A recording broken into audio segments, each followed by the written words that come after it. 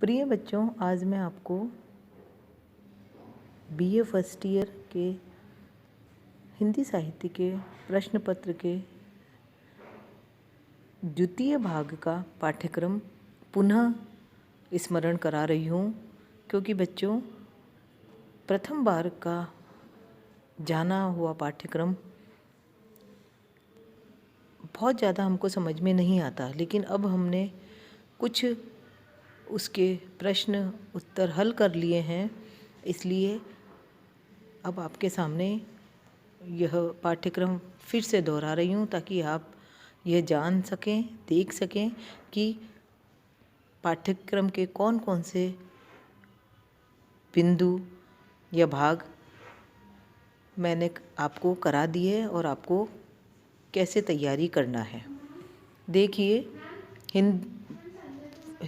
BA first year के second paper का नाम है हिंदी भाषा एवं साहित्य का विभाजन।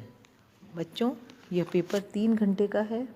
इसके उत्तीर्ण होने के लिए आपको 36 मार्क्स चाहिए और पूर्णांक इसका 100 नंबर है।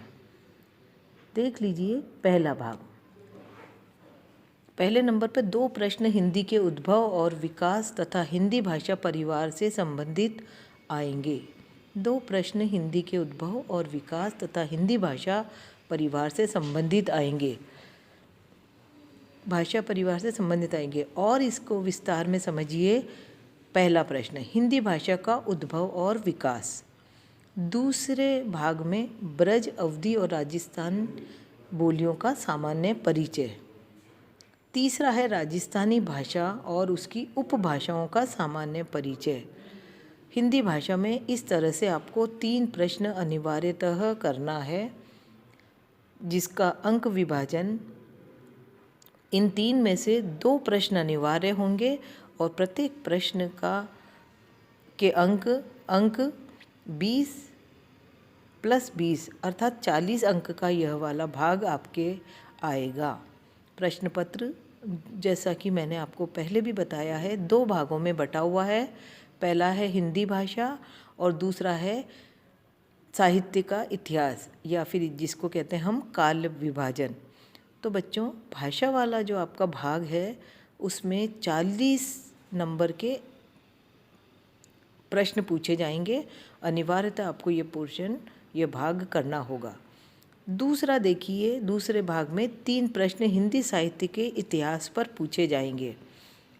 3 प्रश्न हिंदी साहित्य के इतिहास पे। पहला है काल विभाजन।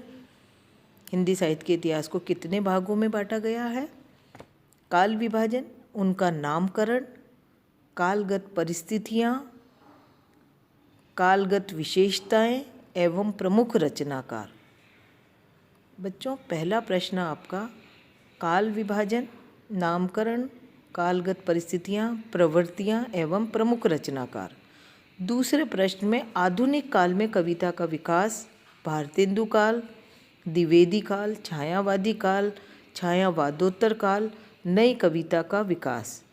इस तरह से 3 प्रश्न इस भाग में से पूछे जाएंगे, जो 20 + 20 + 20 = 60 अंक के होंगे।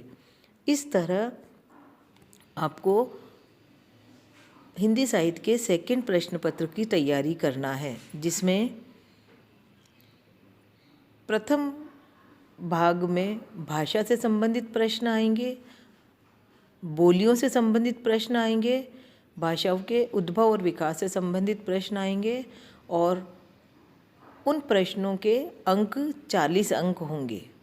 दूसरे भाग में काल विभाजन, आदिकाल, भक्तिकाल, रीतिकाल और आधुनिक काल, इससे संबंधित प्रश्न पूछे जाएंगे। नामकरण पूछ सकते हैं, काल विभाजन पूछ सकते हैं, समय पूछ सकते हैं, उन कालों की परिस्थितियां पूछ सकते हैं, उनकी सामान्य विशेषताएं पूछ सकते हैं एवं प्रमुख रचनाकारों के नाम पूछ सकते हैं। दूसरा प्रश्न है आधुनिक काल। आधुनिक काल को भी बच्चों आपको बहुत ध्यान से पढ़ना है।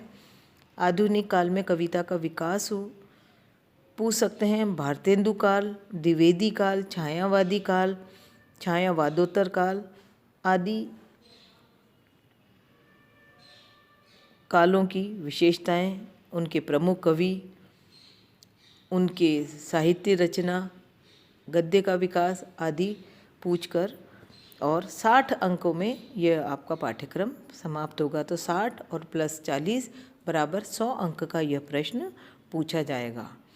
मैंने आपको हिंदी भाषा का उद्भव और विकास पहले ही समझा चुकी हूँ।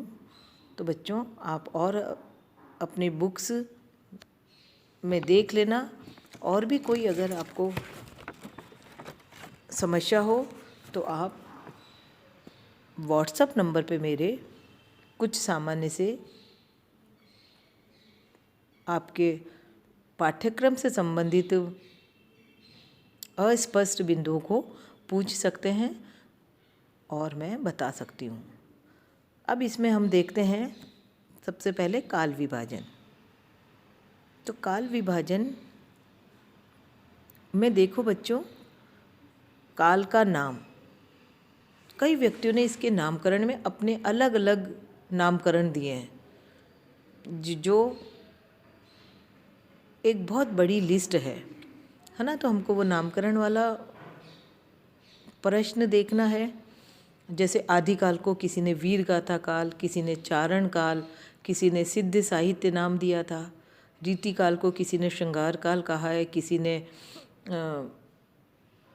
श्रृंगार काल कहा है, किसी ने रीतिकाल कहा, किसी ने उत्तर मध्यकाल नाम दिया है। इस तरह से किसी ने अलंकारवादी काल कहा है। तो इस प्रकार से हर काल के पीछे कई कवियों के विचार और मत काम करते रहे, और उसके बाद सर्वसम्मति से आचार्य रामचंद्र शुक्ल द्वारा दिए गए नामों को पाठ्यक्रम में रखा गया। क्योंकि 4 भागों की जगह कई लोगों ने हिंदी साहित्य के इतिहास को 5, किसी ने 6 में, फिर आधुनिक काल के कई भाग करके और अपने अपने निर्णय दिए हैं। पाठ्यक्रम को सर्वसम्मति से कहीं ना कहीं एक बिंदु पे हमें निर्णय लेना था, इसलिए हमने आचार्य रामचंद्र शुक्ल द्वारा विभाजित काल विभाजन को अपने पाठ्यक्रम का विषय बनाया है। कालगत परिस्थितियां बच्चों, राजनीतिक, धार्मिक, साहित्यिक, सांस्कृतिक, ये ऐसी परिस्थितियां होती है जिनके आधार पर ही उस काल की विशेषताओं को हम जान पाते हैं। तो ये परिस्थितियां हमको देखनी है, पूछी जाती है। फिर प्रवृत्तियां मतलब काल की विशेषताएं भी बोलते हैं प्रवृत्तियों को, और प्रवृत्तियां भी बोलते हैं। तो ऐसा आ सकता है, प्रश्न पत्र में पूछा जा सकता है, भक्ति काल की प्रवृत्तियां बताइए। तो बच्चों, डरना नहीं है, हमको यह नहीं सोचना कि क्या प्रश्न पूछा गया, अर्थात भक्ति काल की विशेषताएं हैं, आपको लिखनी है। चाहे किसी भी काल की प्रवृत्तियां पूछें, आपको उसकी विशेषताएं लिखना है। फिर आता है प्रमुख रचनाकार। हर काल के अपने अपने कवियों की, रचनाकारों की, गद्यकारों की एक नामावली है, आपको वह अच्छी तरह से ध्यान रखना है।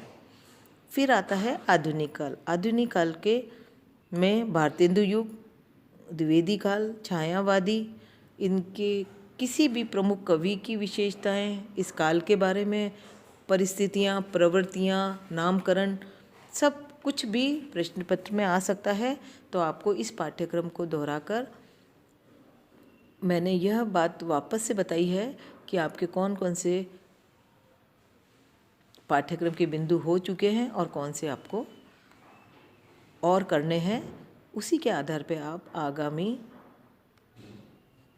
परीक्षा की तैयारी करें। धन्यवाद।